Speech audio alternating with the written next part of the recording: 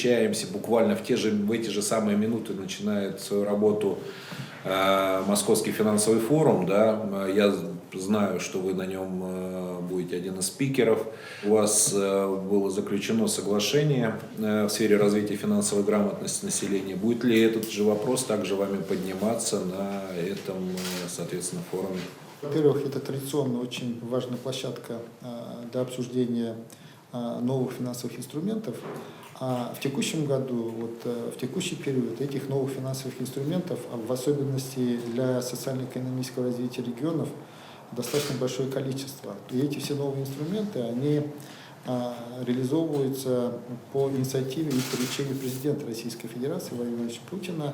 Со стороны региона мы планируем представить практику, реализацию направления повышения финансовой грамотности в регионе. И по этому направлению Чувашская республика работает последовательно уже очень много лет. Впервые по этому направлению Чувашская республика начала двигаться еще в 2008 году, когда совместно с платежной системой Visa при поддержке Центрального банка была начата работа по подготовке волонтеров, финансовых волонтеров для работы на Олимпиаде 2014 года. Эти два института в качестве пилотного региона выбрали крупный, естественно, Краснодарский край, и второй малый регион по инициативе Андрея Геннадьевича Аксакова, тогда депутата Государственной Думы, председателя Ассоциации региональных банков в то время, Чувашскую республику. С тех пор периодически в Чувашии проводились достаточно на системной основе, самое главное, продолжающие друг друга в логике мероприятия по повышению финансовой грамотности и увеличению доли безналичных платежей. В прошлом году, 2 сентября, было подписано четырехстороннее соглашение. Это Чувашская республика, Центральный банк, Министерство финансов и Ассоциация банков России по реализации совместных мероприятий по повышению финансовой грамотности. Ну и, конечно же, сразу же после подписания данного соглашения работа по данному направлению в Чувашской республике она стала более системной, более организованной. И, очевидно, за это время, за короткий промежуток времени с прошлого года прошли достаточно большие масштабные мероприятия федерального уровня, конкурс знатоков фондового рынка, конкурс знатоков страхового рынка, финальный этап конкурса журналистов «Рублевая зона». И планируется достаточно много мероприятий уже в завершении года, которые соберут как минимум представителей Приволжского федерального округа по направлениям работы по финансовой грамотности. Такая работа, скорее всего, как итог, может быть, как индикатор, как показатель, что вот в прошлом году, если из Приволжского федерального округа на различного рода федеральных конкурсах участвовало 305 человек, это вот конкурсы, которые проводятся РАНГИКС, там другие ведущие федеральные институты и университеты, то вот среди этих 305 человек 114 человек это из Чувашской республики. Это достаточно хороший показатель такой активности. Поэтому вот эта практика, на мой взгляд, достаточно успешная. И, очевидно, само соглашение, когда оно подписывалось, было направлено на то, чтобы наработать некие такие практики, которые можно было бы дальше масштабировать. Самая главная цель – дать знания людям вот в современном мире, уверенно плыть в финансовом мире, использовать все новые, в том числе цифровые инструменты таким образом, чтобы они приносили пользу, ну и, конечно же, чтобы это было безопасно для людей. У меня уточнение, собственно, вы перечислили все достижения, которые сегодня будут представлены на финансовом форуме, подводили какую-то статистику? Мы, конечно же, смогли посчитать, прежде всего, школьников. И из 146 тысяч школьников у нас примерно 120-125 тысяч школьников были охвачены так или иначе мероприятиями по финансовой грамотности. Если взять СУЗы и это средние специальные учебные заведения и высшие это примерно такой же охват, где-то примерно 80-85%. Согласно исследованиям, которые проводят НАФИ, у нас примерно 56% населения ответили, что они так или иначе считают бюджет семьи и соответствующим образом планируют свои расходы, исходя из планированных доходов. Как ни крути, у любого региона долги, да? У вас за 1,5 года, насколько мы знаем, уровень госдолга снизился. Есть ли какие-то уже на текущий момент предпосылки сказать, насколько будет достигнуто это снижение до конца года? Есть ли вообще за счет чего планируется дальнейшее сокращение госдолга? Да, на сегодняшний день у нас снижение государственного долга. На сегодняшний день он составляет 8,3 миллиарда рублей. При консолидированном бюджете 7,6 миллиардов по прошлому году. В этом году пока у нас, согласно утвержденного бюджета, 78 миллиардов. Но я думаю, что в ближайшее время мы выйдем на уточнение бюджета, и, скорее всего, он будет около 80 миллиардов рублей. Чуть больше, может быть. И в этой связи, ну, и если говорить о плановом периоде, у нас плановый показатель государственного долга, он установлен на 2022-2023 годы в районе примерно 11 миллиардов 700 миллионов рублей. Но еще раз говорю, это цифры, и на самом деле здесь у нас нет цели его увеличивать или снижать. У нас есть цель использовать государственный долг как инструмент развития республики, инструмент социально-экономического развития и решения тех задач, которые стоят перед республикой. И поэтому на сегодняшний день, в том числе, то инфраструктурное меню, которое реализовывается по поручению президента, нам позволяет сформировать государственный долг за счет длинных и достаточно дешевых источников. И если мы государственный долг будем использовать ровно на эти цели, то, конечно же, здесь это не проблема, и мы будем понимать, что через некоторое время мы этот долг, естественно, и обслужим, и погасим за счет получаемых новых доходов от развития экономики. Получается, это сумма, которую вы уже реструктуризировали вот по программе, которая на послании была президента Мавлева, или еще он может сократиться за счет реструктуризации? Если насчет реструктуризации, до вот из этих 8,3 миллиардов рублей до 2024 года у нас есть возможность реструктурировать 4 миллиарда, то есть 50% этого долга. И, естественно, мы эти деньги планируем направить на решение задач по развитию инфраструктуры Чувашской Республики.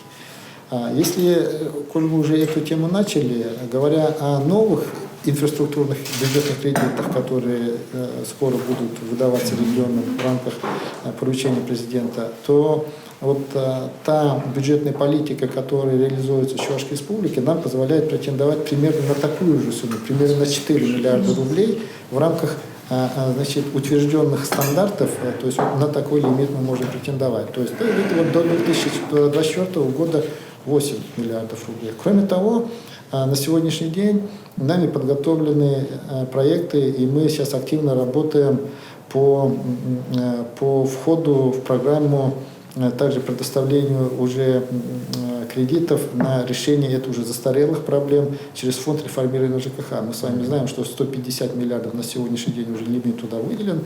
В ближайшее время ожидаем утверждения правил выделения. Но по проектам мы уже работаем с тем, чтобы туда войти и соответствующим образом получить. Следующая новая программа, которая вот только-только верстается, тоже по поручению президента Российской Федерации, это новая программа по переселению из ветхого аварийного жилья для тех людей, у которых жилье признано таковым на 1 января 2021 года. Но для этого мы должны закончить действующую программу, и тогда мы можем войти в него. И мы планируем уже в следующем году завершить программу действующую, то есть по жилью, которое признано аварийным на 1 января 2017 года. Мы уже соответствующий план составили, мы видим, что это все возможно. Здесь тоже достаточно большой объем, это примерно 73 тысячи квадратных метров жилья, примерно 4 тысячи жителей. Если в домах, это значит примерно 300 домов, если в жилых помещениях это более 2000 жилых помещений. И, конечно же, это нам дает тоже колоссальное подспорье. Самое главное, если мы эту программу, а это мы будем точно делать, будем синхронизировать с новыми подходами по планированию территорий и застройки их по программе комплексного развития территорий, то это позволяет привлечь туда дополнительные инструменты поддержки, которые лежат уже вне рамков инфраструктурного меню. И здесь, конечно же, мы получим дополнительную синергию по изменению и облика, и состояния дел в различных сферах жизни. Мы понимаем, что инфраструктура в первую очередь это коммунальные сети и дороги. А что касается инфраструктурных кредитов, все регионы хотят достроить метро, построить какие-то невероятные объекты сложные. А с какими заявками намерены Чувашия выступать? Это дороги, электричество, газ.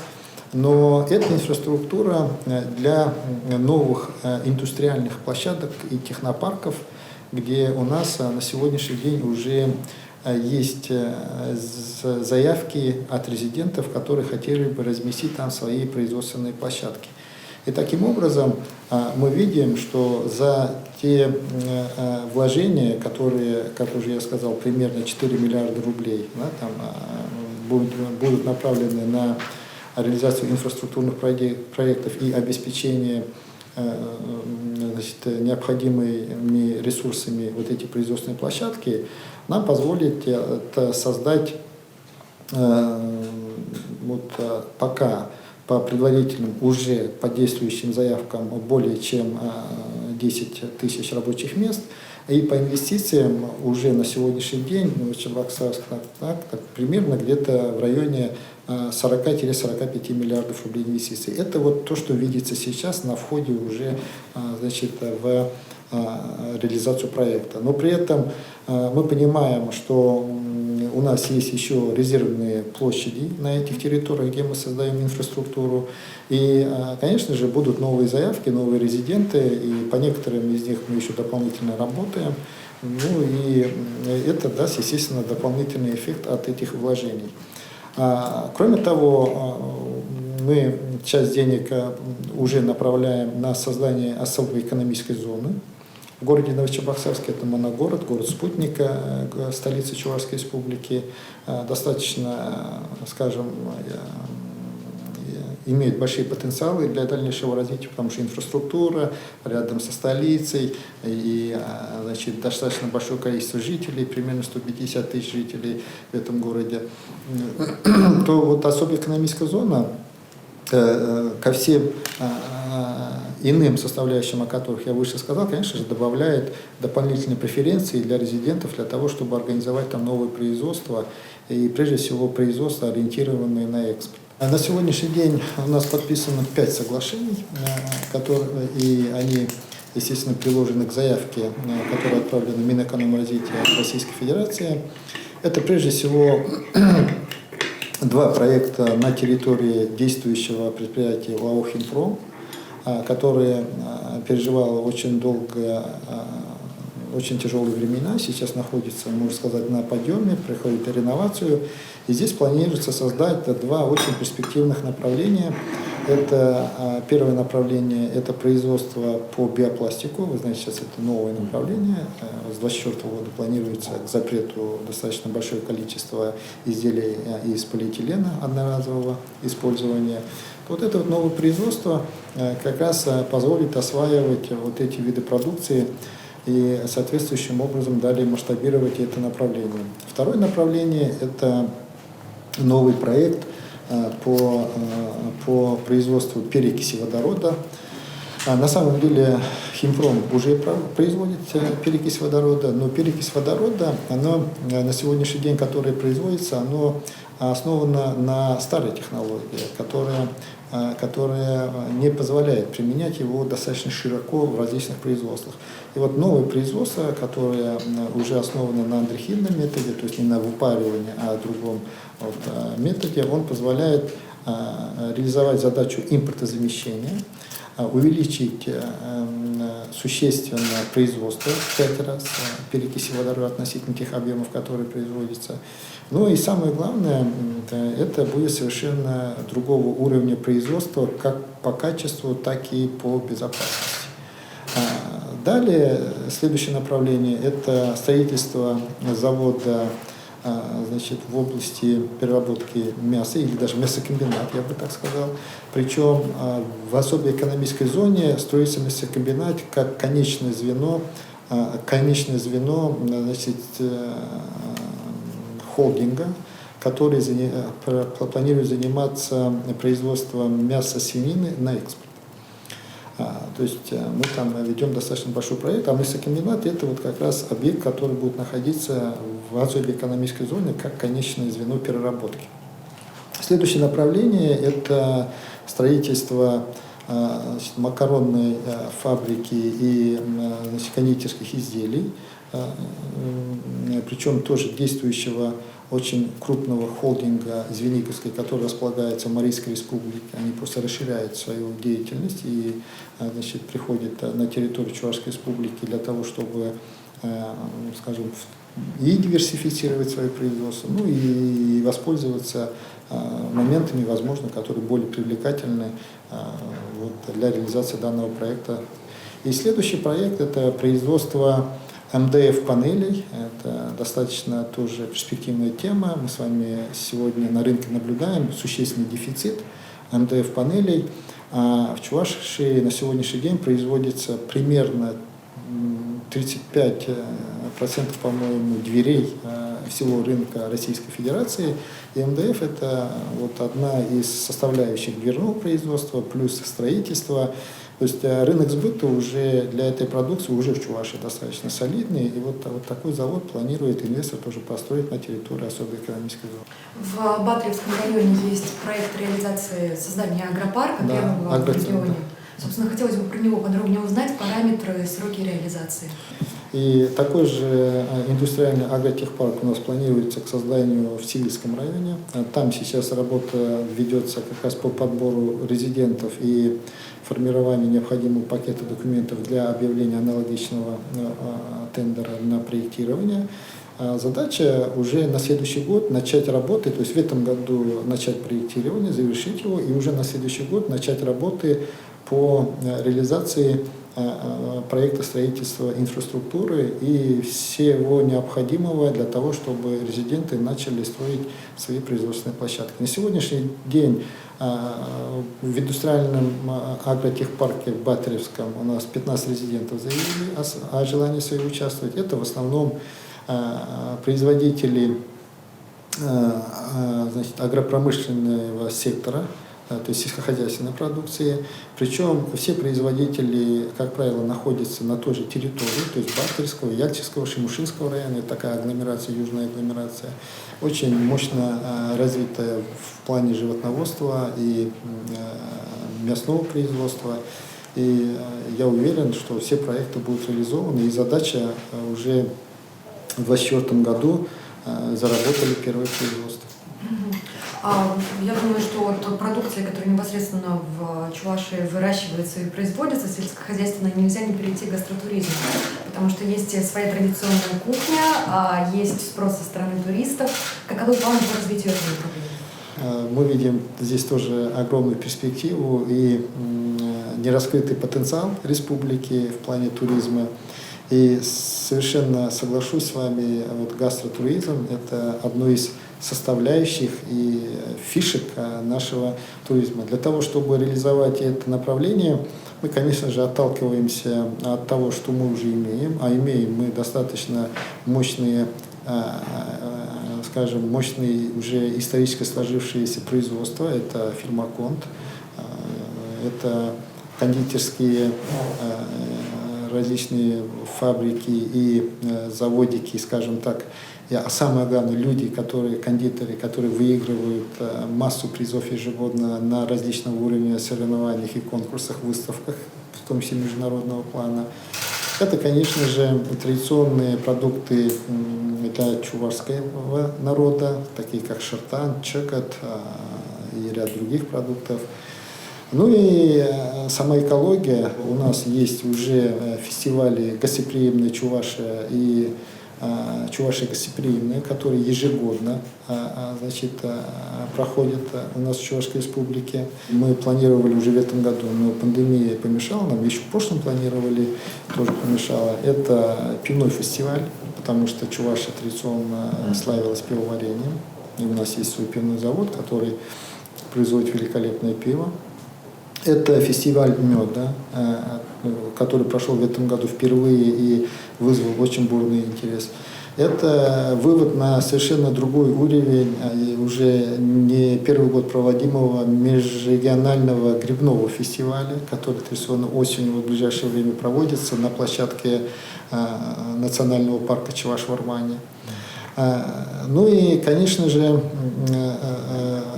использование всех цифровых сервисов, которые на сегодняшний день нам позволяют максимально продвигать и, самое главное, информировать о особенностях чувашских традиций, чувашской кухни и других особенностей, которые могли бы быть интересными для туристов. Для этого мы работаем сейчас над созданием так называемого чувашского прилавка, где как раз были бы вот эти все блюда традиционной чувашской кухни. Это имеется в виду какой-то торговый павильон? Да. А потом это уже можно, можно уже представить хоть как. В виде павильона физического, в виде павильона виртуального и так далее, и так далее. Ну и, конечно же, для того, чтобы еще больше разнообразить, это развитие самой туристической инфраструктуры. Здесь и строительство объектов размещения. Мы сейчас подали на конкурс в рамках национального проекта развития туризма на строительство еще одной гостиницы в городе Чебоксары. Ну и, конечно же, будем поддерживать создание новых объектов размещения в сельской территории, более мелких, которые не будут подходить под стандарт федерального национального проекта. К сожалению, в этом году, скорее всего, уже не успеем, но у нас уже имеется в наличии 3 судна на подводных крыльях Валдая 45-х, которые уже прямо в самом начале следующего навигационного периода встанут, как говорится, на рельсы и повезут пассажиров впервые по межрегиональному маршруту. Это Чебоксары-Казань. И вот мы, может быть, в этом году все-таки успеем пробные несколько рейсов сделать, пока навигация не закончится, потому что, к сожалению, вот эти процедуры, которые необходимы для проведения регистрации, получения разрешений, лицензий, они очень длительные. И хотя мы первое судно получили в конце июня, но пока вот никак не удается у нас пробить все те препоны, которые стоят на пути оформления необходимых документов. Но в следующий год, с самого начала навигационного периода, все 3 судна выйдут в рейс, и, соответственно, это, конечно же, добавит туристической привлекательности региону. Возможно, услышим в ближайшее время о таком новом потрясающем направлении, как автотуризм, связанный с развитием, строительством трассы М12. Конечно. Какие-то идеи есть уже, кемпинги, придорожные? Конечно. Значит, уже на стадии проектирования трассы М12 я предложил или вышел с такой инициативой к государственному заказчику, ввиду того, что трасса проходит через разные регионы Российской Федерации. Ну вот, например, у нас рядом сразу же Чувашская республика, Республика Татарстан.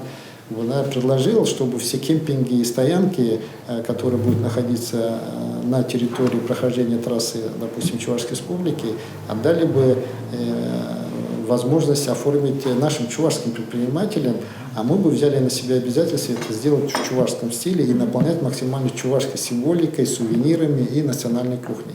Тем самым, конечно же, эти автотрассы сразу же разнообразились бы, и имели бы различную специфику на разных территориях. И это, конечно, было бы своеобразной тоже фишкой трассы М12, которая проходит, если не через всю Россию, через большую часть России, и будет иметь такое вот колоритное разнообразие. Мы в прошлом году также, просто добавлю, сейчас вспомнил, мы включились в пилотный проект Минпромторга Российской Федерации по промышленному туризму. У нас на сегодняшний день 16 предприятий участвуют в этом проекте, и, конечно же, это тоже дополнительная фишка, когда люди могут посетить ту же кондитерскую фабрику «Аконт», попробовать, посмотреть, как это готовится, и тут же приобрести продукцию, которая им понравится. И это все очень важно. Мы на трассе М7, сейчас мы в Чувашской республике в этом году год посвящен трудовому подвигу строителей Сурского и Казанского оборонительных рубежей. Это отдельная страница истории Великой Отечественной войны. Вы знаете, президент очень много говорит о трудовом подвиге, который не менее важна, чем подвиг на фронтах. И мы вспоминаем наших предков, а их более 170 тысяч работало на создании этих оборонительных рубежей, за короткий срок был создан. И нас поддержало военно-историческое общество. Сейчас ведем работу по строительству мемориала, посвященного трудовому подвигу. Он будет таковым впервые в России, такого мемориала большого. Есть памятники, есть маленькие некие, значит, сооружения. Это будет мемориал, это аналогичный мемориал, как Ржевский солдат. Причем выиграл конкурс, который проводил Российское военно-историческое общество, тот же архитектор Фомин. И сейчас мы работаем над тем, чтобы его создать. Планируем 28 числа сдать объект. Первый этап этого объекта. А почему 28? Потому что ровно 28 октября 1941 году началось строительство Сурского оборонительного рубежа и Казанского обвода. Это тоже будет объект, естественно, который будет привлекать автотуристов. На следующий год уже будем реализовывать. Ну, я думаю, что в течение года, может, не успеем, но в 2024 уже точно заработает полноценно и музей, и гостиничный такой комплекс, который будет также передавать и историю тех времен, ну, естественно, это сделаем в национальных оттенках и с учетом национального колорита. Допандемийный уровень поток еще не удалось найти? Допандемийный уровень, я думаю, что мы в этом году, скорее всего, уже выйдем. Скорее всего, мы выйдем, потому что мы фиксируем, что у нас гостиницы зачастую полные. В этом году приняли, вот точно не помню, более 300 пароходов, которые зашли на территорию Чувашии и остановились. Ну и туристы, которые приходят по реке Волга, приезжают и посещают, это тоже очень такое серьезное подспорье для туристического потока. Давайте не забывать о том, что у нас есть проблема, да, так и не снятая. Это пандемия, это коронавирус. Что можно сказать, как сейчас проходит вакцинация в регионе? Что еще какие меры дополнительные предпринимаются, какие-то будут поощрения, наверное, для вакцинированных. Все это, естественно, в каждом регионе различно. Вот что именно предполагаете вы? Вопрос очень тревожащий. Я бы так сказал, вопрос, который находится вот в постоянном зоне внимания. Как говорится, засыпаю и просыпаюсь этой мыслью. И та статистика, которая на сегодняшний день есть по заболеваемости и по ситуации коронавируса в республике, она очень тревожная и очень напряженная. И в связи с этим, конечно же, вакцинация, и она является, и это показывает уже практика по количеству и по людям, которые вакцинировались, она очень действенный инструмент. И главная задача, конечно, сейчас найти аргументы и смотивировать людей максимально в кратчайшие сроки провакцинироваться. И для этого, как говорится, конечно же, все методы хороши, но самое главное здесь, может быть, даже, знаете, вакцинация может быть даже не как самоцель, а самоцель все-таки защита здоровья и благополучия большего количества людей. И мы сейчас дали сроки, в ближайшее время начнем требовать, скорее всего, уже ПЦР-тесты у тех, кто не вакцинирован. И очень много стимулирующих мер. Но стимулирующие меры в основном предоставляют сами предприятия, сами работодатели. Это и отгулы, это и премии, это и другие иные мотивации. Но со стороны государства мы на сегодняшний день к тем мерам, которые предложены с уровня федерации, предложили дополнительные курсы, допустим, массажа, дополнительные курсы каких-то процедур в государственных органах здравоохранения и иных таких сопровождающих организаций тем людям, которые прошли вакцинацию, и не так массово, но в целом такая, скажем, мера тоже людьми очень позитивно воспринимается. Но главная задача, конечно же, в кратчайшие сроки достигнуть плановых значений для формирования коллективного иммунитета. А у вас были планы по строительству Американской больницы, собственно, что с этим проектом? Да, с этим проектом у нас все двигается в плановом порядке. В прошлом году в ходе общения с президентом я попросил содействия в этом вопросе и президента Российской Федерации, он дал соответствующее поручение, и мы с коллегами из Министерства здравоохранения Российской Федерации неоднократно встречались, естественно, проработали все параметры и необходимые требования к этому объекту. И на сегодняшний день мы вышли уже на завершение медико-технического задания на проектирование этого объекта, сформировали и выделили землю для строительства. И в планах уже в текущем году начать проектирование Республиканской клинической больницы, ну и завершить проектирование в следующем году, а там уже выходить на соответствующие решения по началу строительства в 2023-2024 году этого объекта. Вы рассказывали, что именно будет большинство средств вложено в ее развитие, да, в регионе. Здесь возникает еще один вопрос, который был поставлен главой России, да, по поводу дегазификации. Вы тоже этого касались. Хотелось бы уточнить по планам, что планируется в ближайшее, да, как бы больше, более распространение понятия. Это вообще замечательное решение президента Российской Федерации. Хотя Чувашская республика находится в числе регионов с достаточно высоким уровнем газификации. У нас, можно сказать, почти все населенные пункты имеют газ, и уже достаточно давно. Если в процентах это около 80% населения имело газ. Но, тем не менее, 20% газа не имело. И, естественно, в рамках решения президента эти люди могут получить газ до границы своего участка. Потенциально, это первоначально, когда мы посчитали, это примерно 63 тысячи домовладений. На сегодняшний день изъявили и соответствующим образом оформили желание участвовать, потенциальное желание участвовать примерно 3750 домовладений. Официально подали заявку еще меньше, чуть более 900 домовладений. Очевидно, это очень небольшие цифры. Мы сейчас ведем работы и соответствующее планирование с коллегами из Межрегионгаза с тем, чтобы буквально в ближайшее время, в следующий год, эти работы начать и, как говорится, в кратчайшие сроки завершить, как я уже сказал, потому что у нас объемы работ небольшие. Но при этом поставлена задача всем главам администрации еще раз более тщательно посмотреть каждый населенный пункт, дойти до каждого человека и соответствующим образом зафиксировать либо желание, либо нежелание получить газ. В том числе, если нежелание, понять причину своего нежелания.